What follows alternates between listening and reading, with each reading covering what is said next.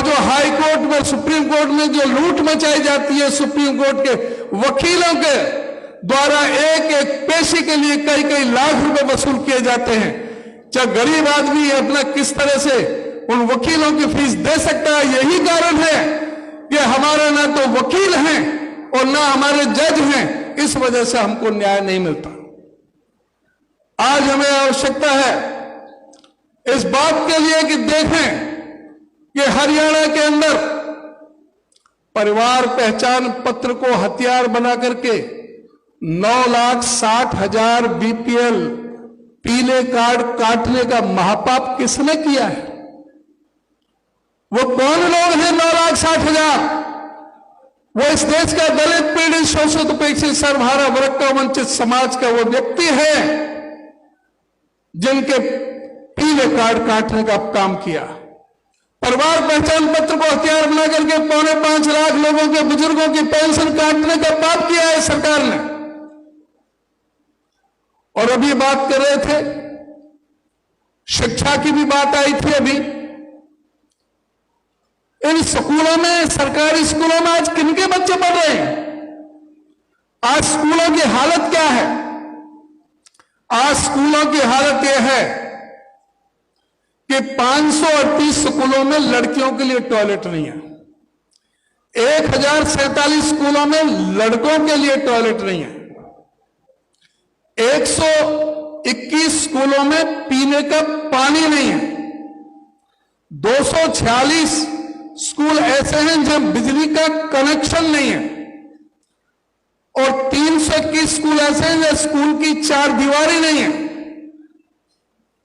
और 8,240 कमरों की जरूरत है जहां कमरों की कमी है स्कूल रूम की, और 5,200 वो कमरे चाहिए जिसमें लाइब्रेरी और लेबोरेटरी चाहिए। अब स्कूलों में जब कुछ है ही नहीं है, फिर भी उसके बावजूद 25,192 पद खाली हैं। उसके बावजूद इस सरकार ने 4800 स्कूल मर्ज कर दिए, 498 स्कूल बंद कर दिए। स्कूल बंद किए जा रहे हैं, मर्ज किए जा रहे हैं, फिर भी 25,192 पद आज भी खाली हैं। इन स्कूलों में वो बच्चे पढ़ते हैं जिनके मां बाप सक्षम नहीं है प्राइवेट स्कूलों में पढ़ाने के लिए, लेकिन जब मजबूरी में उनको स्कूल में पढ़ाना पड़ता है, सरकारी स्कूलों में, नहीं तो प्राइवेट स्कूलों में। इसीलिए सरकारी स्कूलों से जो स्कूल ड्रॉप हो रहे हैं बच्चों के, वो प्राइवेट स्कूलों में जा रहे हैं, क्योंकि वह स्कूल में व्यवस्था ही नहीं है।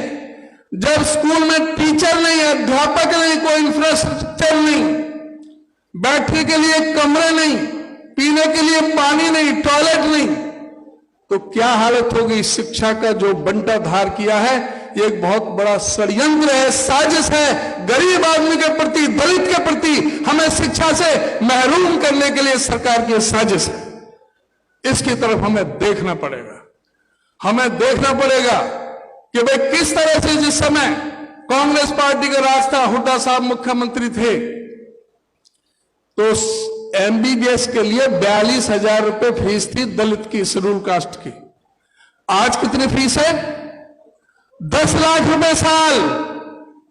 खट्टर जी ने 10 लाख रुपए साल। क्या कोई 5 साल 50 लाख रुपए खर्च करके कोई दलित का बेटा डॉक्टर बन सकता है?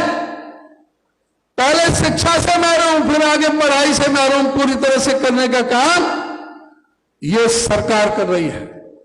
इस सरकार को उखाड़ फेंकने के लिए हम सबकी बहुत बड़ी जिम्मेदारी है।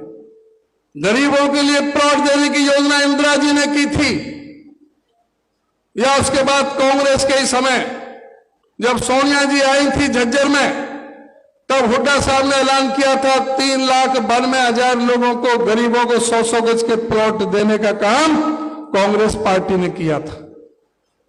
और दोबारा से ये कहा था कि जो भी वंचित रह गए हैं उनको प्लॉट दिए जाएंगे, और वो आने वाले समय में वो देने का काम हमारी पार्टी करेगी। हमारी पार्टी ये भी सुनिश्चित करेगी कि जो एडवोकेट जनरल में, जिस तरह से मैंने बताया, हमारे शेड्यूल कास्ट जो वकील हैं, उनकी परसेंटेज का हम विशेष करके ध्यान रखने का काम करेंगे, और पर्याप्त जिससे हमें सम्मान मिल सके, हमारे हितों की रक्षा हो सके, पर्याप्त संख्या में हमारे वकील होने चाहिए जब भी हमारी सरकार आए। इस चीज का भी हम सुनिश्चित करेंगे। एससी कमीशन का सुनिश्चित करेंगे कि जिसको अधिकार सम्मान पूरी तरह से जो हो, और हरिजन कल्याण निगम और बैकवर्ड क्लास निगम के अगर कर्जे माफ करने का काम किया तो कांग्रेस पार्टी ने, हुड्डा जी की सरकार ने किया था। इन्होंने किसी का 1 रुपया भी माफ नहीं किया। किसानों के कर्जे माफ करने का काम किया तो कांग्रेस सरकार ने, हुड्डा जी की सरकार ने किया था। इन्होंने 1 रुपया भी किसी के लिए माफ करने का काम नहीं किया। और अब इनको बड़ी पीड़ा होती है जब राहुल जी ने मुद्दा उठाया, जब एससी बीसी माइनॉरिटी का जो मुद्दा उठाए, जब जनसंख्या जनगणना की बात की, तो इनके पास कोई जवाब नहीं। इनके मन में टीस चल गई कि ये कहां से राहुल जी ये मुद्दा लेकर के आए। आप बताओ, ये आप सोचोगे जनगणना का विरोध क्यों कर रहे हैं? ये इसलिए कर रहे हैं कि ये गरीब विरोधी है, ये पूंजीपतियों के दलाल हैं, ये अमीरों के दलाल हैं। इन्होंने गरीबों का हमेशा शोषण किया है। इनको उखाड़ फेंकने के लिए हमें कमर कसनी पड़ेगी, हमें इकट्ठा होना पड़ेगा। आज पूरे लॉ एंड ऑर्डर में कहीं भी हमारा सामाजिक सुरक्षा के मामले में केंद्र सरकार ने भी कहा है कि हरियाणा सरकार सामाजिक सुरक्षा के मामले में सबसे असुरक्षित प्रदेश है। ये लॉ एंड ऑर्डर में पूरी तरह से फेल। आज प्रदेश 4 लाख करोड़ से कर्जे ज्यादा हो चुका है। आज कोई बच्चा अपनी मां के पेट से जन्म ले रहा है तो 1,32,800 रुपए का कर्जा लेकर के पैदा हो रहा है। प्रदेश को कर्ज के जाल में इसने फंसा दिया, बेरोजगारी में, महंगाई में इन्होंने फंसा दिया। इनसे मुक्ति पाने की जरूरत है। और आज ये चुनाव आ रहा है, पार्लियामेंट का आ रहा है, इसके बाद असेंबली का आ रहा है। पार्लियामेंट में पहले ये जो मोदी की गारंटी थी, जो कह रहा था कि 2022 तक कोई सर ऐसा नहीं रहेगा जिसके सर पर छत ना हो। हरियाणा के लिए 1,32,800 मकान स्वीकृत हुए थे, 495 करोड़ की ग्रांट भी आई थी। पूछो इन बीजेपी के नेताओं से जब भी कभी मिले कि तुमने वो ग्रांट क्यों सरेंडर कर दी। 1,32,800 जो मकान बनने थे वो इस प्रदेश के गरीब आदमियों के मकान बनने थे, बीपीएल धारकों के मकान बनने थे। उनके साथ विश्वासघात करने का काम इस सरकार ने किया है। तो मैं बस आपसे अनुरोध करूंगा, इस सरकार को उखाड़ फेंकने के लिए आप सबका सहयोग और समर्थन चाहिए। पहले पार्लियामेंट में दिखाओ इनको तमाशा। जब जब दलित इकट्ठा हो गया है, इनको पूरी तरह से इनको आईना दिखा दिया है। जब भी हमें फूट पड़ी है तो इन्होंने उसका फायदा उठाया है।